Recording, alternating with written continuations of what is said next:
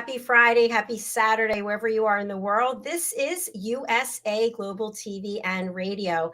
I'm Dr. Jacalyn KERBECK. I'm the listening mentor. I'm also the founder and the president and chief listening officer here at our network, where we currently have over 25 live weekly broadcasts. Our show today is The Listening Mentor, and our topic is the psychology behind rewards and recognition. I professionally worked in that industry for many years. It's a fascinating industry, calling on corporations to speak with them about how they celebrate their most important assets, their customers, as well as their clients. Joining me is the star of our show. Her name is Jacalyn, and she's the Harley Street stress expert. If you're not aware, Harley Street is a very famous street in London, and she is a therapist helping people bust their stress. She's also one of our expert presenters on Talking Heads. She's one of our elevated listeners, and she's also one of our stars of the Spelling Bee game show. If you didn't see this one, it is a winner. You must go over to our YouTube channel and check it out. She and Janetta Barry are going head to head for the title of Queen Spelling Bee. Also, Jacalyn has a fabulous course called Chakra Psychology and the Healing Journey. I recommend this for everyone. You can go over to our education platform on usaglobaltv.com. You can also go over to Thinkific and you can find it there. And I'll put the exact link in the chat so that you can find the course and learn all that you need to know about chakra psychology and how you can start to heal yourself. All right, let's welcome her, the Harley Street stress expert, Jacalyn HEWARD. Hello. Woo! Yeah, how's it going? It's nice to see that we're both in white as well and the same backgrounds. It's kind of cool. I know. It's a really good feeling. I feel like we're on the same train going somewhere. Absolutely. What a great intro. I can't even follow that up. Well, it's all true. And every week we have such great conversations. And what I love is that whatever I throw at you, you just, whatever the topic is, you're like, okay, that's fine with me. It's never like, well, I don't know. I have to look into that. You know everything when it comes to human behavior. So tell us a little bit about your background. Tell us how you came to be the Harley Street stress expert and your areas of expertise. Okay. Well, it's vast and it's big, so I shall give you the very short version. I was ex-corporate girl, very successful in corporate, that went into a depression. So what I did was I was looking for answers to solve that depression. That was back in 2000, so over 2 decades ago now. And I started looking at stress management, hypnosis, NLP, hypnotherapy, lots of different energy healing modalities, and Reiki, all sorts of, sort of modalities around that time. But I really got together and did really well in focusing on the chakra psychology, which was clearing the 7 major chakras and understanding how our body, mind, and our behavior responds when there's an imbalance, and the imbalance is the symptom. And I kind of really like that, and I started to focus more on that, but bringing in the NLP, stress management, the clinical hypnotherapy, bringing all of that in, so I made it my aim. And essentially over the 2 decades plus, I've been working with people with all manner of symptoms, and I'm currently studying a self-harm and suicide training course, which is extremely intensive and very rewarding. I've just had completed my 2nd module and had glowing feedback from a mental health nurse who's my assessor, which is really rewarding, and it's very intensive as well. And I realized that I know quite a lot more than I thought I did in terms of the learning. I'm also reviewing my coaching, which is looking at NLP, hypnosis and NLP. So I'm reviewing again, and it's all a very intensive time. What I do to help people is I literally help them bust their stress by identifying the root cause. So I work with root cause therapy to literally bust their symptom, whether it be emotional, behavioral, mental, or physical, whatever it is, because it's really about the body being in dis-ease rather than disease, dis-ease. And the dis-ease is when there's an issue or a trauma in life that's not being handled. I offer a free consultation. You can connect with me at my email address, NoMoreStress@live.co.uk, or reach out and call if you're international, +44, local 0737523 120 189, and we can help you bust through one of your symptoms. Outstanding. Thank you. And thank you for your continuing education and just sharing with us how qualified you are in so many areas. Please do reach out to Caroline. You'll start feeling better. What are you waiting for? All right, let's talk about our topic today, the psychology behind rewards and recognition. And I want to tie it into another program where we had a conversation. It was Kim Adele Randall, also in London. We were talking about, should every child have a trophy? So I'd like to kind of bring that into this topic as well. So I, as I mentioned, spent the last part of my career, I can't remember how many years it was, a long time, with two companies over, I'm going to say 18 years. And those years I spent calling on organizations, C-level executives, about the challenges they were facing when it comes to driving behavior change in their organization. And so in many cases, people have a culture of recognition, and that culture can be including many things. It could be sales incentives, it could be trips, it could be points-based programs, do this, earn that, you get the grill, you get the watch. And it could also be calling people up on a stage and acknowledging them in front of their peers.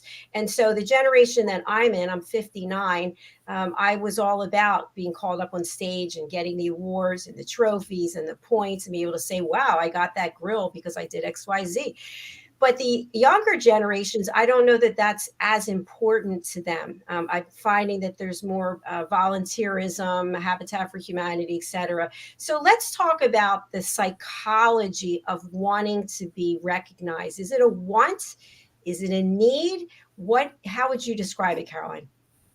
Well, I'm very much like you by the sound of it, Dr. Jacalyn. I've been in that space, and I'm a bit of an award winner, throughout my lifetime. I've got lots of different certificates and trophies, so I really get that. And from that perspective, I'd like to bring, why I did it, because it will resonate with many other people. It's about significance. We want to feel, it's one of our human needs to feel significant. And when we are rewarded and recognized for work that we have done in that very public way, with a certificate, an award, a trophy, and we're pulled on stage, it's a massive state of significance that's public. And I must admit that, I was that person that always had those kinds of accolades, and it did something for me. It was almost a driver, but as soon as I'd achieved one award, I was almost then looking for, well, what next? Because it wasn't actually fulfilling me. And this is the other part of that if you are that type of person that, sort of seeks the recognition and the reward, once you've got it, it's almost like, well, okay, I did that, now what next? And it then becomes a perpetuating cycle of moving forward, but never really celebrating wholly what you really did. And that's the piece that I want to really share, that the significance is there in terms of moving towards the award. But when the award is announced and you're given it, it's like sort of, okay, done, next. And so you don't, I didn't really, and I can see that I still don't bask in the glory of the awards. And so that need for significance is a human basic need. The high performers, high achievers tend to get it in the awards, the trophies, that way. And if you're not that way oriented, then we get the significance in terms of our relationships, our emotional relationships, our parents, our love, relationship with family, friendships. So we can get it from different places. That's a great answer. Thank you. And I actually have the same kind of feelings as you. I would be so excited to get whatever the award is or the degree or whatever. And then it's like, okay, now what? In fact, it's kind of funny. I mean, I had forgotten about this until we're just chatting now, but I got my doctorate, which took me 6 years.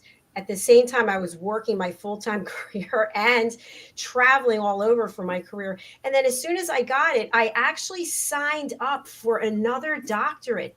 And I was 3 weeks into the program and I thought, what am I doing? This is insane. Aside from being $125,000 more, I just don't want to do this anymore. And then I had to find something else.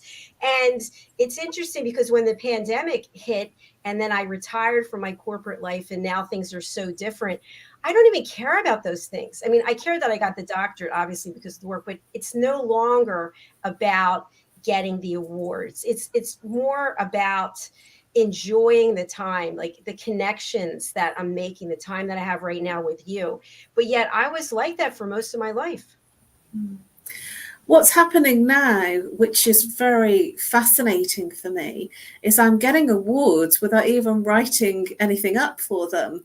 And that's a different state of being, because I would always write up awards, submissions, which were always really lengthy. And it was easy to do because I was doing lots of stuff, so they were always very easy to do. And I'd sign up for different awards in terms of my voluntary unpaid work in an organization that I was a member of for a long time, Junior Chamber International.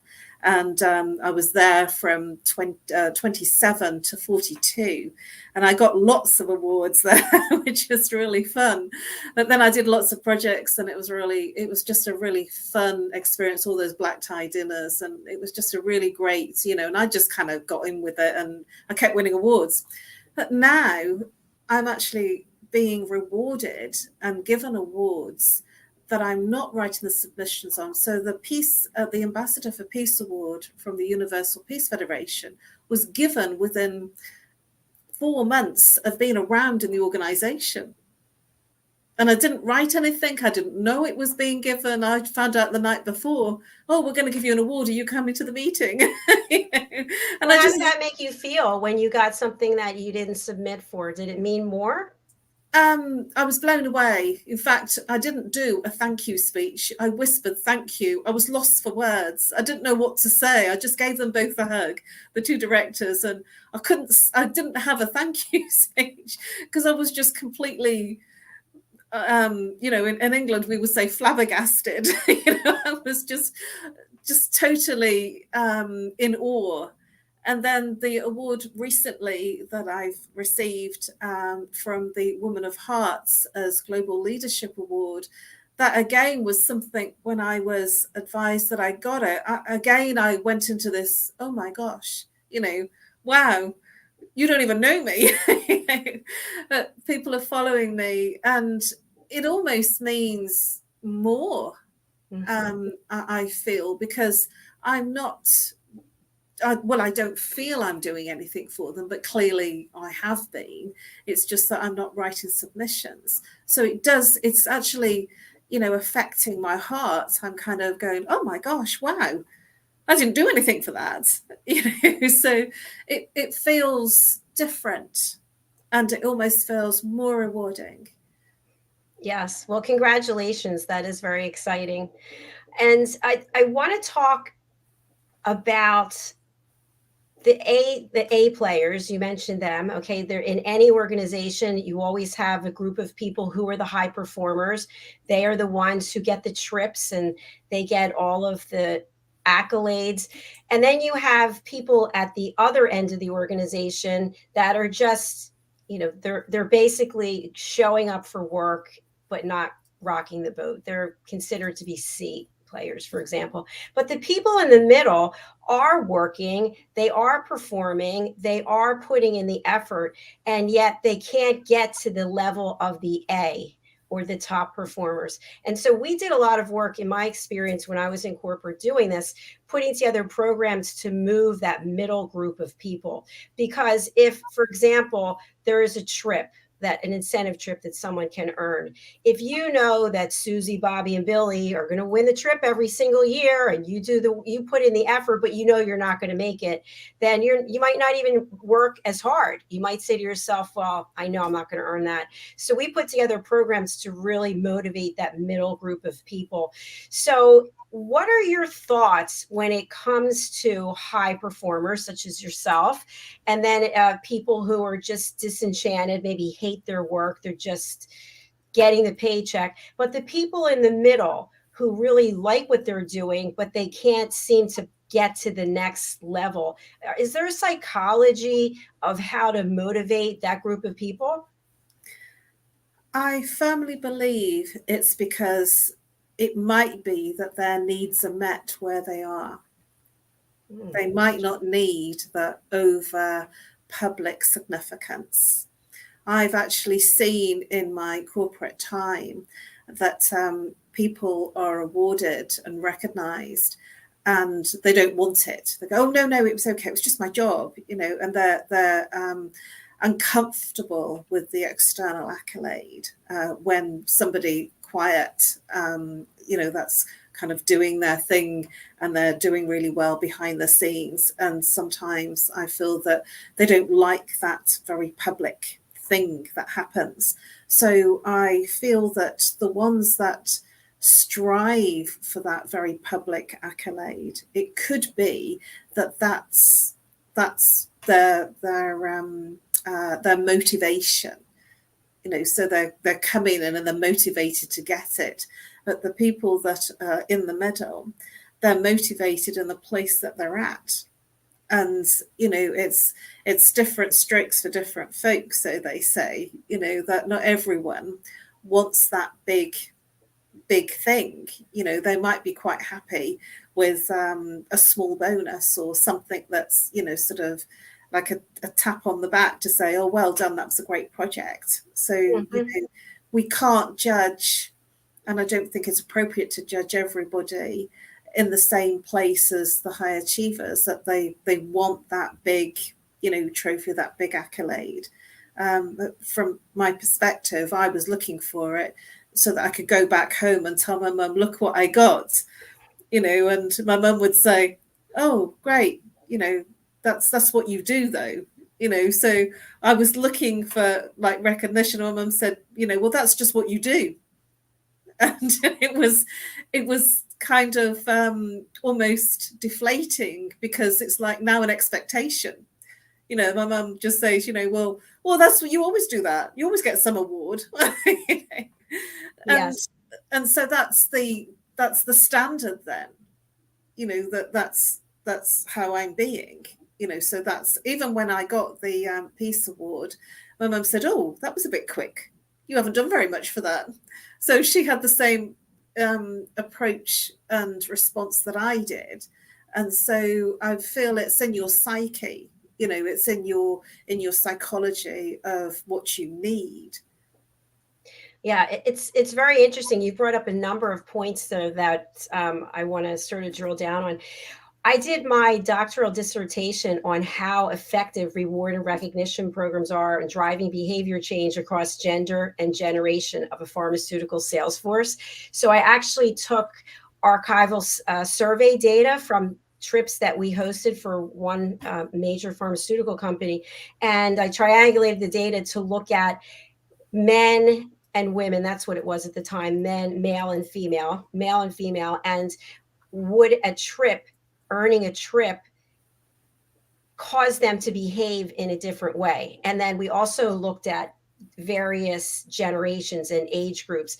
And it was really an interesting outcome, because depending on what age you are and how you grew up and how maybe you were in your family, how reward and recognition was there, that might have an impact on how you feel about it going forward. Like, for example, I grew up where we had a chart on the refrigerator for all of our chores, and we would get little stars, and the stars would equate to money, so we would get money for doing our chores. And I also remember as a very young person, when I think I was in first grade, and my teacher had also a board where you would get stars for participation, so I always wanted to get the gold stars, and so it was ingrained into me as an adult as well.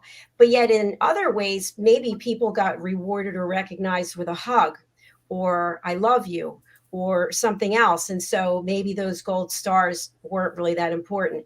But my question for you is not as a therapist, it's as a business leader. So if you're running an organization and you want everybody to be a high performer, okay, what do you do so that you motivate people to get uncomfortable with where they are? So we can always be comfortable with what we're doing, right? We get used to what we're doing. I'm a B performer. I'm a C performer. I'm never going to get to be an A. But if I'm running the organization, I want all A players, because then, of course, our revenues are going to go up, our numbers, our projections. So what can you think of in terms of, I guess, combining therapist and business leader to drive that behavior change? Right now, I would say, very topically, money. I would say that a lot of people would be motivated by bonuses and a little extra in their pay packet in terms of their performance, because of our changed times. And sort of, we have to respect that we're not all the same, we're not all that outgoing type of person, and there will be people that are quite compliant people, very quiet, very methodical, and very driven with procedures and processes. They still like to be rewarded, it's simply differently. So I feel that, the good old fashioned, bonus structure of getting a bonus depending on which bit of the ceiling that you hit, that you have a bonus. Now, I appreciate that answer.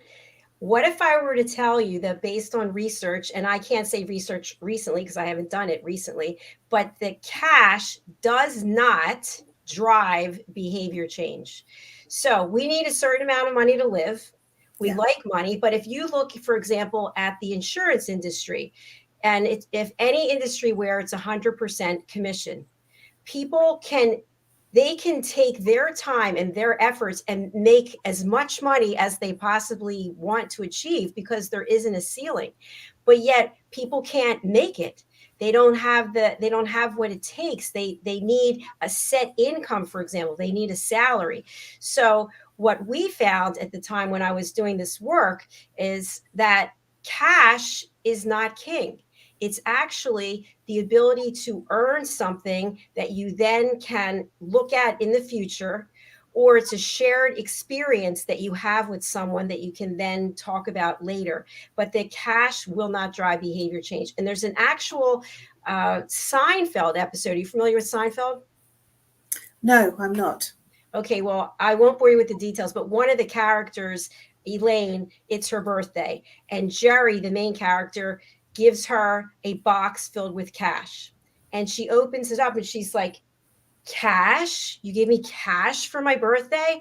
And then Kramer gave her this desk. And the desk wasn't an elaborate desk. It was just like a top with legs. And it probably didn't cost as much money as the cash. But because she had an actual gift that she could look at and know that he gave it to her versus cash, which cash you spend and you don't even know what you spent it on.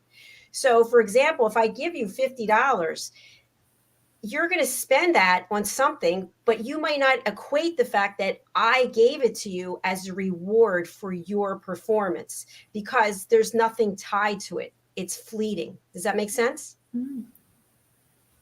Well, I miss my old job. Yeah. Coming back. When I was in corporate, I egged the team on to, sort of, well, if you do this and do that, and if we get this amount of sales, then, sort of, you'll all get bonuses. And it was, mind you, I'm talking about a long time ago. I'm talking about the mid-90s. So that may have been different, late 80s, mid-90s. And maybe, you know, things have changed a lot. But certainly when I was leading a team at that point, there was a huge drive on, you know, getting that small amount of bonus. And I felt that in later years, when I was in marketing and PR, it was all about the credibility, the accolade of being seen and being, you know, being in the right company, you know, being invited to the right socials, being, you know, sort of in that space of being seen and being shown that, you know, you belong to the elite group. I felt that that was something that that was more a part of that environment. Yeah, thank you for sharing that. That makes a lot of sense. So remember, this is just for our audience, maybe just joining us. And actually, we have one of our team members here. Hello, Maria Eduardo, one of our elevated listeners. Nice to have you with us. Thank you. We're talking about psychology behind rewards and recognition. How do you drive behavior change as a business leader? So as a business leader, let's say publicly traded company, you have to report back to your shareholders what's going to drive sales. So if you got people selling, you got a sales organization, how do you get them to increase their productivity and increase their sales? So we were talking about cash. When you don't have cash to pay your bills, okay, that's a separate problem. Okay, you have to have a compensation package, at least in my experience, that is conducive to you having the life that you want to be able to live. If that's not the case, then you're not going to be productive. So we have to have a compensation package that maybe includes bonuses, whatever that you need in there, healthcare, obviously. So if that is already being covered, then as a business leader, what can you do to drive behavior change and increase productivity, decrease turnover? And the answer is typically tangible rewards, shared experiences. It could even be volunteering together with Habitat for Humanity, you and your team going together and having that incredible experience. So as a therapist, you have a unique perspective because you understand the psychology of how people think. So my question for you now is, if you are one of the employees in an organization and you have the compensation that you need and you're being offered an opportunity to participate in a reward program, are you motivated to do it so that you can get those accolades? And would that apply to everyone? Yes, I would. I would be wanting to be, you know, one of the superstars, and that would be, you know, my motivation, because that's you know, sort of part of my psyche. Some people don't want it, so we're all individuals, we're all human beings, and we're all different. And so it is about understanding through, I would guess, an appraisal process to find out what would motivate that person to, what would drive that person to do more. And, you know, I would find out individually what would come out of a 360 appraisal process of what motivates people to do more, because I don't believe one size fits all. You're certainly right that, you know, you've got the super performers, and then you've got the people in the middle who are always in the middle, and then you've got the people that sort of just come in, do their job, and go home, and they're completely okay with that. You know, it's a 9 till 5 or whatever it is that they're doing, and they never really understand why the people that are super performing do all that extra work, do all those extra hours. It doesn't make sense to them, because it might be that family is more important to them, you know, or the external social environment of family and friendships and relationship is more important to them. So it's about understanding who your team are, and, you know, and how the team play together. Absolutely brilliant answer, Caroline. I love that. It's about understanding the people on your team and what is it that motivates them. Just because you're on a team doesn't mean that everybody is motivated by the same things. It's definitely individual. And to the point that you just made, some people would like to have more time off, or they'd like to be able to work 4 days a week. Well, that can be a reward right there. That can be an incentive. So it doesn't have to be that you earn points to get the grill, and it doesn't have to be that you get to go on this trip to a 5-star resort. There's many different ways of looking at how to package it. And by surveying your team, surveying your organization, you can find out this information. Something that's also interesting, I think, about surveys, I did a lot of research on this when I was in that industry, is that depending how the question is written can actually determine how the responses are going to be given. Many surveys, you don't get any information. We ask yes and no questions. There's no information there to actually to learn anything. So I think how the survey's written is really important in terms of what it is you're trying to achieve, what information you're trying to get. So we've got another comment from Maria. Hello. She agrees with you. Not everyone is motivated by the same things. Exactly correct.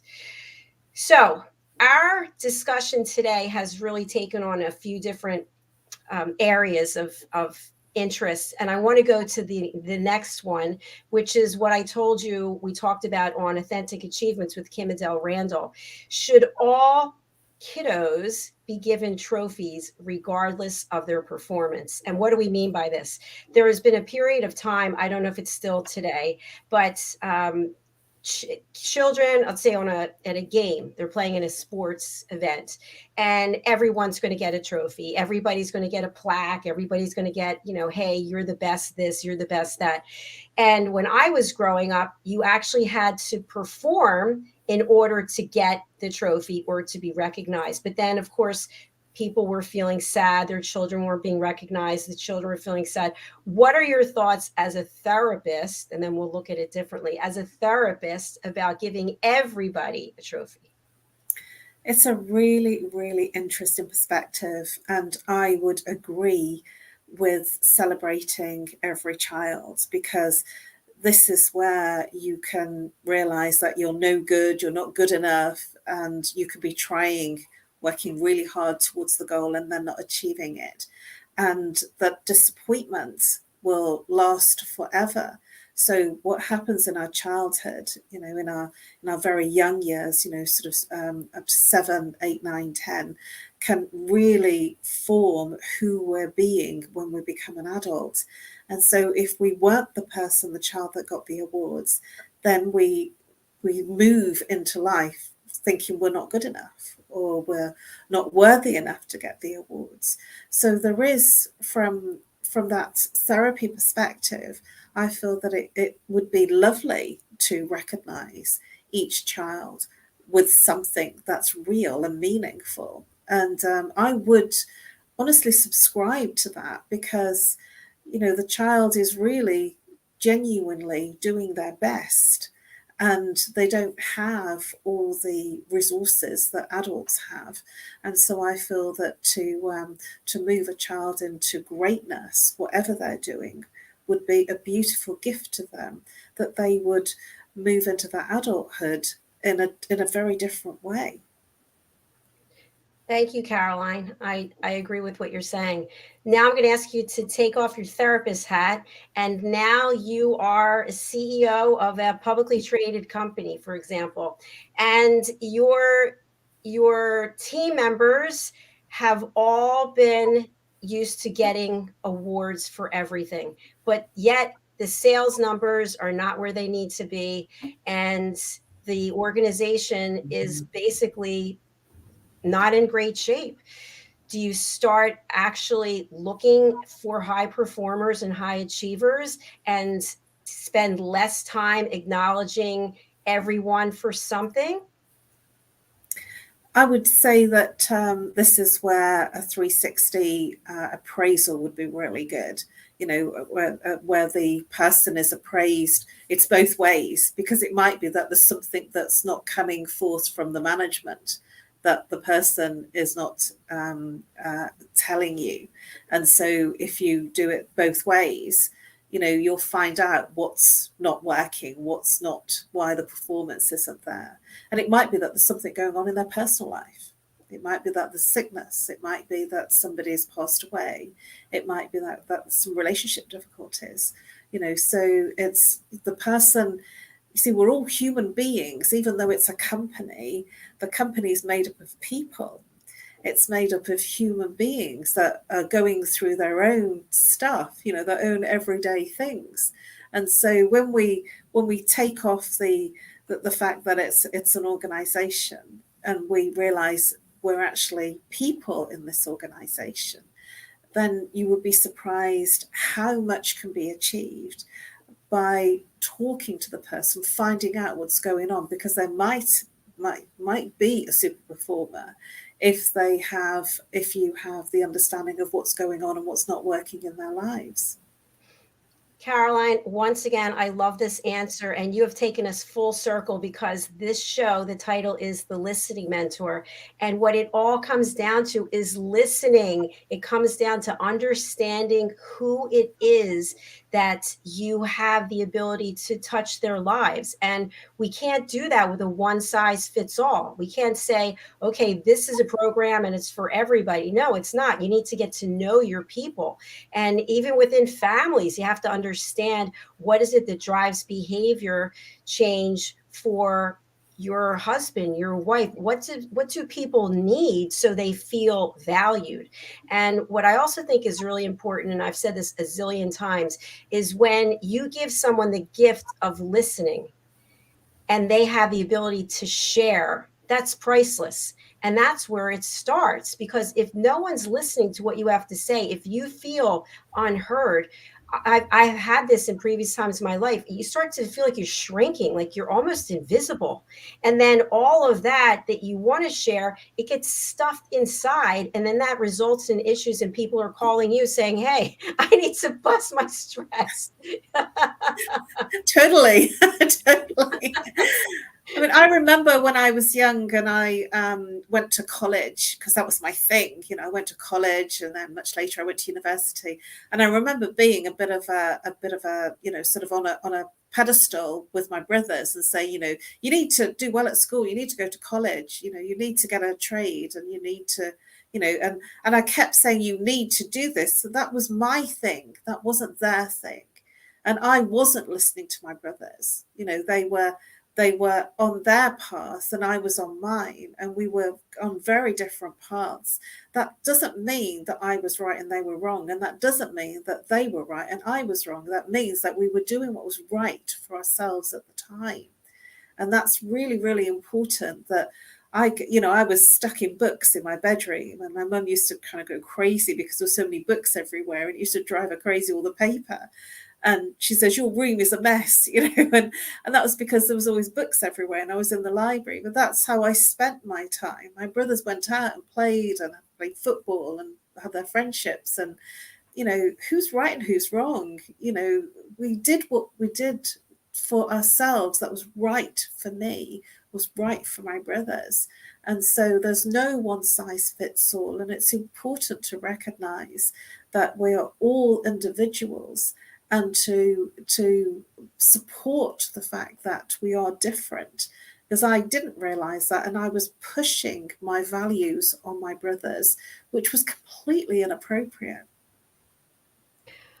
Thank you so much for the transparency and for sharing. I love how real we are on this platform. It's phenomenal. Caroline, we are at the end of our show, and I would love for you to talk a little bit about your work as a talking head.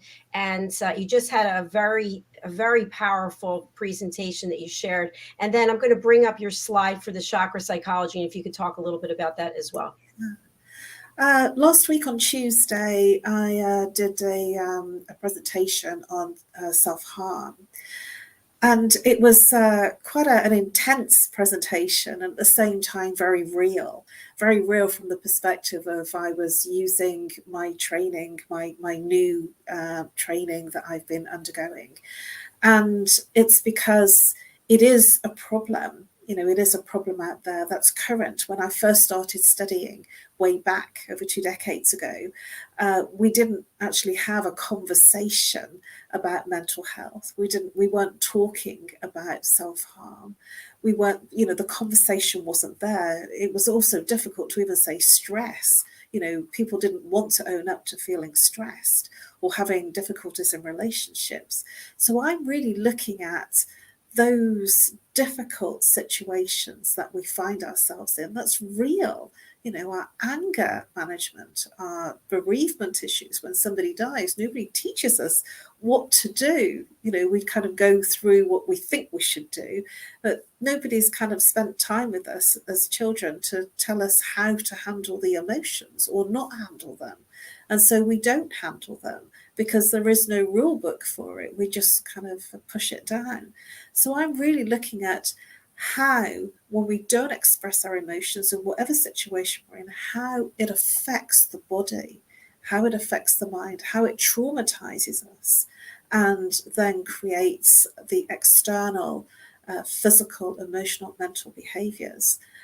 So yes, my stuff is deep. I've been working with a promoter for many years, and he would say, yes, Caroline's deep. She's really deep. And that's because I really go to the root cause, not just what's happening in that moment, but what's happened from your lifetime of feeling that way, because there's always a root cause for that same familiar feeling. And it's the trigger that creates that feeling. And so that's what I'm looking at. I'm looking at root cause therapy, so we can obliterate all of it coming up. On my chakra psychology training course is looking very, very quickly through the chakras, and it's a healing course, and it's also an awareness course. And as you move through that training, which is very, very economically priced, it's a steal, really, that it takes you through the chakras and giving you insights to each of the chakras and what they're related to, so that you can understand what's causing your stress, wherever it's showing up, whether it's showing up behaviorally, physically, emotionally, mentally, in your relationships, in your family, because we're all human and we all have things that are going on. Nobody is perfect, not even I'm perfect. Everybody has stuff going on, and we handle it in different ways. And it's however we handle it is what causes our challenges with stress. Thank you so much, Caroline. I appreciate it. And to take Caroline's course, please go over to drjacalyn.thinkific.com/collections. And also, Caroline, we have one more thing I wanted to get to today. We have a special offer for the holidays. 3 coaches, 3 outcomes. You'll work with Caroline, Dr. Madeline Chan, and myself, 1 coaching session from each of us. Caroline will help you bust your stress. Dr. Chan will help you find your voice, and I'll help you nail your interview. And it doesn't have to be an interview for a job. It could be an interview with another person for a date. All this together, $297. You can go over to drjacalyn.com/shop. Woohoo, that's a steal. That's Steal. just incredible value.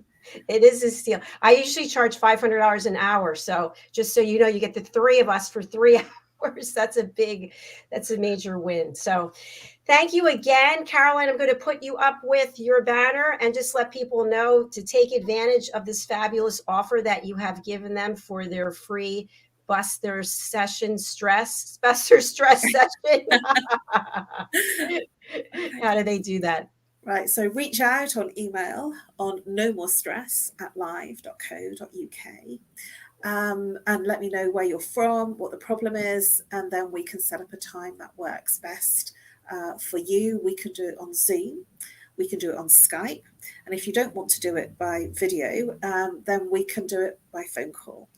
I'm not just pushing you down the road of being on screen, because some people don't like it, so we can do it on over a phone call, or I do have a WhatsApp, which I can give to you if that's what your preference is. So you can reach me in a call on +44 if you're international, If you're local, 07523 120 189.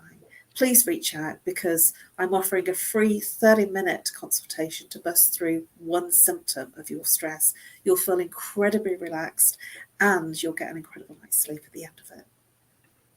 Pick up that phone, reach out, email her. She will help you. She's helped me. She's helped so many people. So please do take care and do it right now. Caroline, thank you so much for being here and for another wonderful show. I appreciate it. It goes so quick. I don't know where the time goes. Yeah, I started this morning at 10 of 9. The day just goes, I just one after another. I can't believe it. It's just how fast. But it's all good information. So thanks again, and I'll chat with you over the weekend. It's been lovely, and I look forward to seeing you over the weekend and next week on Tuesday. Absolutely, for Talking Heads. Bye-bye. Bye for now.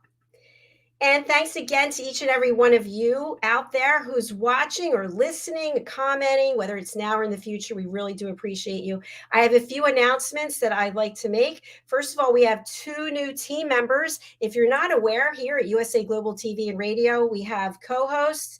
We also have elevated listeners. We have talking heads, and we have panelists. Joining our team as a certified elevated listener is Maria Ruseva. She is the founder of Moda de la Maria in London. I actually interviewed her on fashion, travel, and fitness. She walked us through her beautiful store. She specializes in sustainable fashion, specifically with tweeds and silk. So please do reach out to her. I'll put the contact information there in the comments. And also Maria Eduardo, who's with us today. Yay, Maria has joined us. She has her own catering business, and she is also a Toastmaster. She also helps people all over the world. She does phenomenal volunteer work, and she has been on our show, A Woman's Prerogative, and I'm just thrilled to have her join the team. Okay, also, if you're not aware, we have a weekly newsletter called The Global Post. Have you signed up for this? This is where we feature some of the most educational programs of the week. We also provide new information, and we'd love to have you as a guest on our shows. So if you haven't signed up, please go over to usaglobaltv.com, contact us. And finally, yay! I have a new book coming out with Mariska Dupree. She's in New Zealand, and we have co-authored this book to teach children and their families how to listen at an elevated level. Now, why is this important? Because everything in life comes down to listening. Okay, I have a master's degree, a doctorate. We're going through all the gold stars. Nobody ever taught me how to listen. And through most of my life, I don't feel like I was actually listened to, and I have 32 years of ulcerative colitis. I don't know, do they go together? Maybe, I'm not sure. But the point is, if we were young and we were able to learn how to listen without judging someone, without providing a solution, without interrupting, and without taking the stage and making the story about us, imagine how much peace there would be in the world. So what I'd like to suggest is that you go over to Amazon and pre-order your copy of the ebook, The Amazing Adventures of Lady Ella, the Listening Mentor. The individuals you see featured here are our team members. They are elevated listeners, as well as a number of other things on the team. Caroline is the star of the book. She is the white owl named Tara. And in this book, she and the other people who are represented by animal characters learn things about each other. We have forest animals, we have farm animals, and we see there's a fence separating them. And isn't that how life is? We put up these fences and these walls. So this book is the first of 7 in a series, again, to teach children and their families how to listen. On the 14th, we have a special show, which is for the book launch, and all these wonderful team members will be joining me, as well as Red O'Laughlin, who is my book coach, and he's also in this book. So you can pre-order the ebook now over on Amazon, and then on the 14th, you can get the paperback or the beautiful hardback copy. They make lovely gifts. All right, that's all for now. Thank you again. Our next show is coming up. It's presenting Pet Psychic Amina. I will see you over there in just a moment. Thanks, Caroline. Bye, Maria. Bye, everyone.